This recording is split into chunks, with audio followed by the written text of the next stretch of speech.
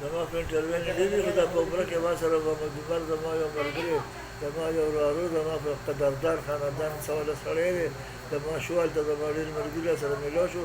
هغه راسره هغه خیال محمد او د ګلزار علم دی او د احمد ګل دی دا دسخطې مسخطې وکړې نو ما ورته دغه د پیر فقیر والا سړی یم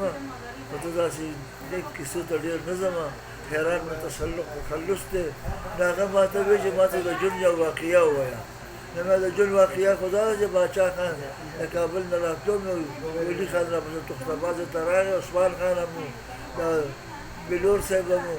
چې ستا په قصهخانه په دې ګوټ باندې بالاخانه ده دا بالاخانه یو باچا خان ته به یو ترانه جوړې او دا به وې حج چې راغله ما ترانه مې جوړه کړه مې ویله په سبا باندې ملګري بالاخانه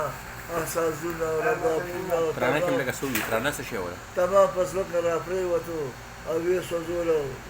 یار محمد نامې وتانه دارو ته راغلم ما ته څه خو ووایه کړه نو ما ورته زه څوک یم او دا خو مې قید راپسې کي ته راغلی نو خو یو ورکر سړی به خو دا وجه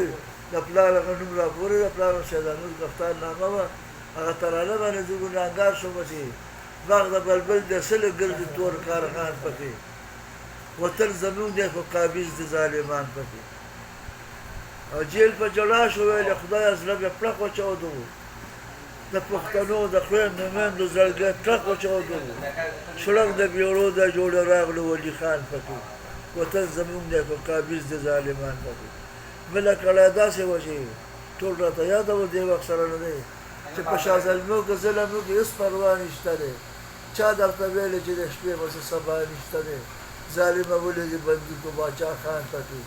نو دا یو ترانه باندې بیا هغه رباب